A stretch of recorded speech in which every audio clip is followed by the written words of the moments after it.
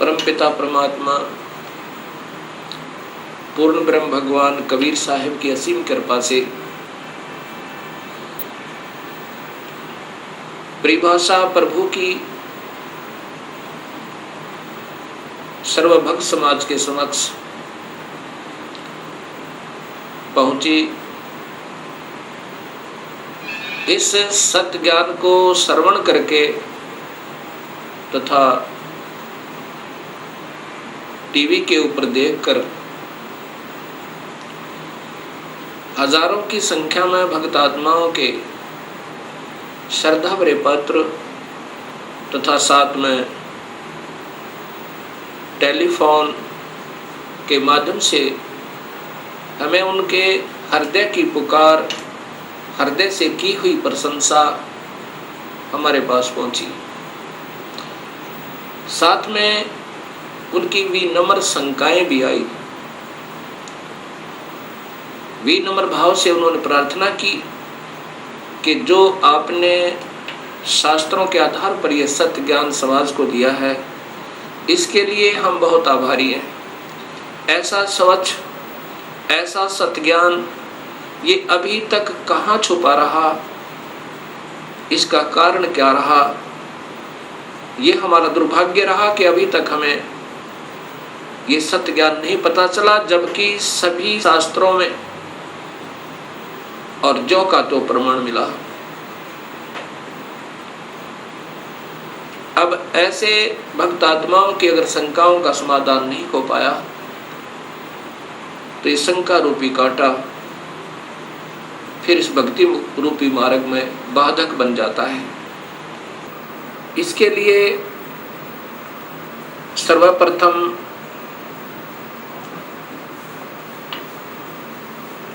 सृष्टि रचना का ज्ञान होना बहुत जरूरी है। जब तक हम सृष्टि रचना को ढंग से नहीं समझ पाएंगे, तब तक हम इस सत्य ज्ञान को नहीं कैच कर सकते, नहीं पकड़ सकते, नहीं समझ सकते। सृष्टि रचना के बारे में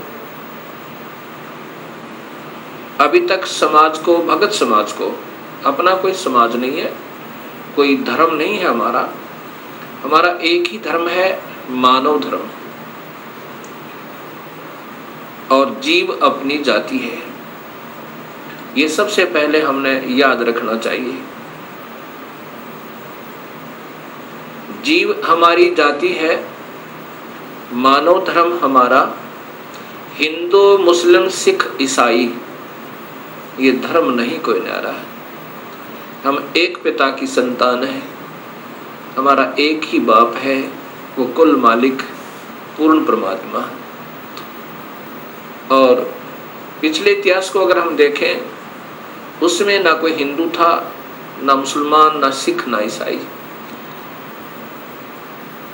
आज हम कोई हिंदू बना हुआ है, इस मानव शरीर के समाप्त होने पर भक्तिहीन प्राणी अपने संस्कारवश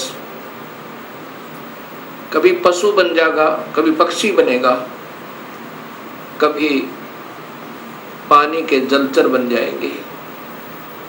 जब हम पशु होंगे तो हमारी पशु जाति होगी, और जब हम पक्षी होंगे तो हम पक्षी जाति के प्राणी होंगे। और ये भी हो सकता है कि हमारा कोई पुण्य संस्कार बचा हुआ हो, पुनर्जन्म मानव का हो, तो हम, कोई हिंदू है वो मुसलमान के घर जन्म लेगा, क्योंकि हमारे पिछले संस्कार रले मिले हैं, अलग नहीं है। सिख धर्म लगभग 300 वर्ष पूर्व 10वें गुरु गोविंद सिंह जी के द्वारा ये निर्मित हुआ, इसका उत्थान हुआ। उससे पहले सब हिंदू थे। उनके पिछले नाम राजा राम, कृपा राम, रामचंद्र, चंद्रभान, इस प्रकार के हैं। 3-4 पीढ़ी से पूर्व के जितने पूर्वज हैं वो इन नामों पर हैं। ऐसे ही इससे पहले मुसलमान धर्म नहीं था। हजरत मोहम्मद जी ने एक विशेष पवित्र मार्ग बनाया था भक्ति का, लेकिन आने वाले समय में इसमें बहुत त्रुटियां बन गई। ऐसे ही पहले ईसा जी ने एक निर्मल भक्त समाज तैयार किया था, उससे पूर्व अब्राहिम जी ने, ऐसे ये आदम जी से पहले हिंदू धर्म था, और हिंदू से पहले केवल आर्य हुआ करते थे, कोई धर्म नहीं था। अब हमने ये विचार करना पड़ेगा कि हम दो नहीं हैं। जहां से भी भक्ति प्रारंभ होती है वो निर्मलता के आधार पर है। बीड़ी, शराब, मांस, तंबाकू उसमें कभी प्रयोग नहीं होता, और केवल एक प्रभु की ही साधना प्रारंभ होती है। आने वाले समय में उसमें त्रुटियां आ जाती हैं। मनमुखी गुरु लोग उसमें ढेर सारी त्रुटियां पैदा कर देते हैं, और जिसके कारण वो समाज का प्रारूप बदल जाता है, भक्त समाज का, उस धर्म का एक प्रारूप बदल जाता है, वास्तविकता नहीं रहती। फिर ऐसे ही सदियों उपरांत फिर ये मार्ग प्रारंभ होता है। उसमें प्रारंभकर्ता को कठिनाइयां अवश्य आती हैं। समाज समझता है कि ये निंदक है, सभी को की साधनाओं को गलत बता रहा है। बिल्कुल नहीं, गलत उनको लगेगा ये मार्ग जिनको स्वयं शास्त्रों का ज्ञान नहीं और उनके गुरुदेव अधूरे हैं, जिन्होंने आज तक ये नहीं बताया कि ये सृष्टि कैसे रचेगी, जबकि शास्त्रों में विद्यमान है ये सारा ज्ञान। अब सबसे पहले हमने सृष्टि रचना का सही ज्ञान होना चाहिए। तो अब दास आपको सृष्टि रचना बताना चाहेगा। सर्वप्रथम केवल एक ही प्रभु था, उसका नाम कबीर है।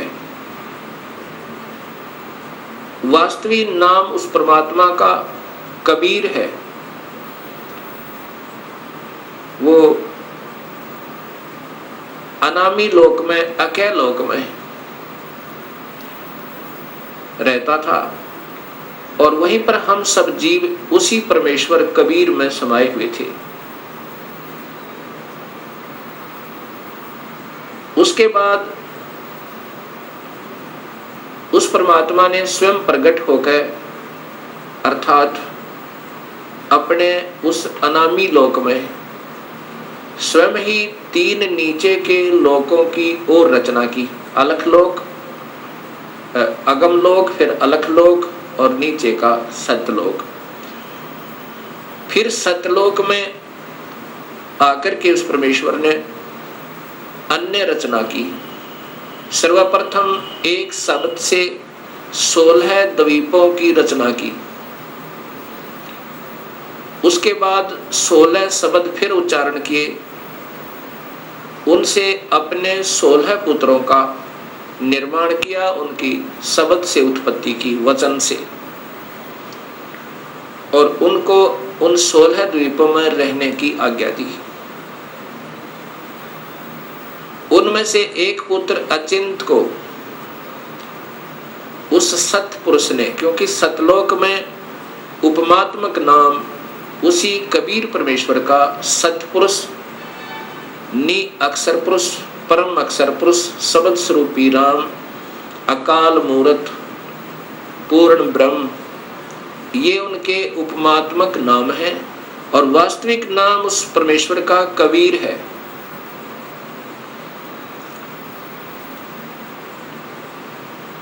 सतलोक के अंदर सतपुरुष ने अपने पुत्र अचिंत से कहा कि आप यहाँ की अन्य सृष्टि रचना को करो मेरी शक्ति तय।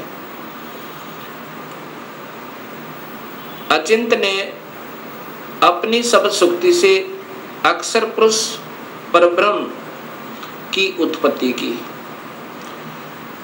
और उससे कहा कि मेरा सहयोग दो यहाँ सतलोक में अन्य सृष्टि रचना करने का।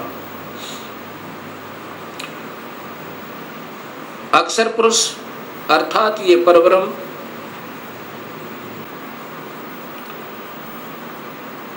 एक सतलोक में बने हुए मान सरोवर में, उसके अंदर अमृत जल है। सतलोक के अंदर जल अमृत है।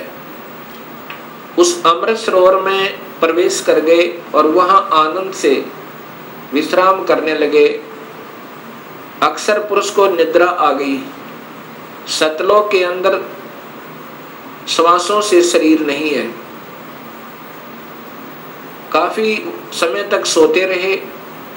तब सतपुरुष ने अपनी सबल शक्ति से एक अंडा, जल अमृत तत्व से एक अंडा बनाया और उसमें एक आत्मा प्रवेश की।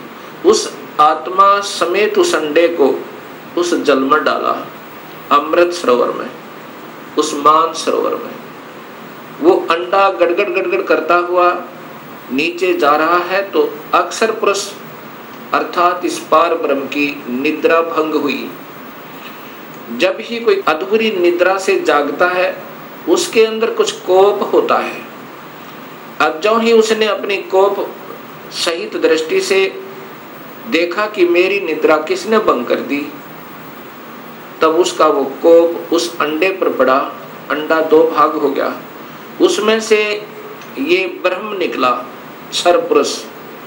ब्रह्म अर्थात क्षर पुरुष, इसी को ज्योत स्वरूपी निरंजन, वास्तव में इसका नाम कैल है, कैल।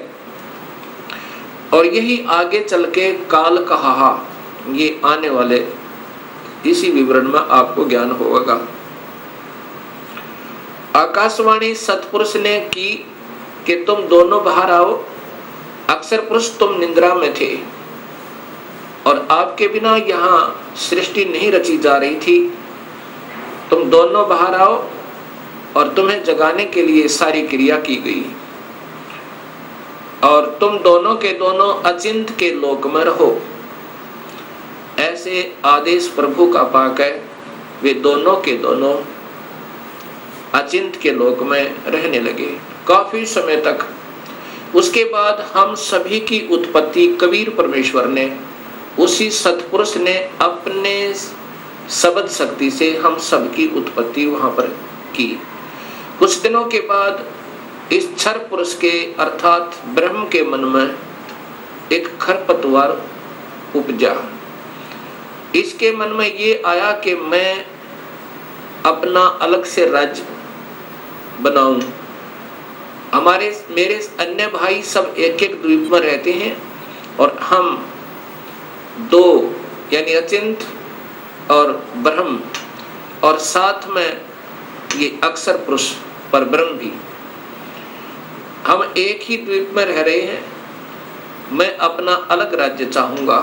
इस उद्देश्य से ब्रह्म ने, क्षर पुरुष ने, ज्योत स्वरूपी निरंजन ने 70 युग तक अलग से एक पैर पर खड़ा होकर तपस्या की। जब ये तपस्या कर रहा था, हम ये सभी आत्माएं जो आज काल के लोक में दुख पा रहे हैं, चाहे आज कोई देव बना है, चाहे कोई महादेव बना है, चाहे आज कोई शूकर बना है, चाहे कोई गधा बना है, चाहे कोई राजा बना है, चाहे कोई रंक बना है, पशु या पक्षी बना हुआ है, ये सभी की सभी आत्माएं हम इस काल के ऊपर अर्थात इस ब्रह्म के ऊपर आसक्त हो गए। और यही बीमारी आज हमारे अंदर विद्यमान है, यही प्रक्रिया। जैसे ये नादान बच्चे किसी हीरो और हीरोइन को देखकर उसकी अदाओं के ऊपर इतने आसक्त होते हैं, हो जाते हैं कि वो अगर आसपास कहीं किसी शहर में वो हीरो, वो अभिनेता या अभिनेत्री आ जावे, लाखों की संख्या में उनके दर्शनार्थ भीड़ उमड़ जावे और लेना एक न देने दो, कुछ मिलना नहीं उससे। ऐसी हमारी वृत्ति वहां बिगड़ी थी सत्यलोक में। हम वहां रहा करते थे अपने पिता के पास, कोई दुख नहीं था, कोई मृत्यु नहीं थी, हमारे परिवार थे, हम प्यार से रहा करते थे। लेकिन वहां हम अपने पति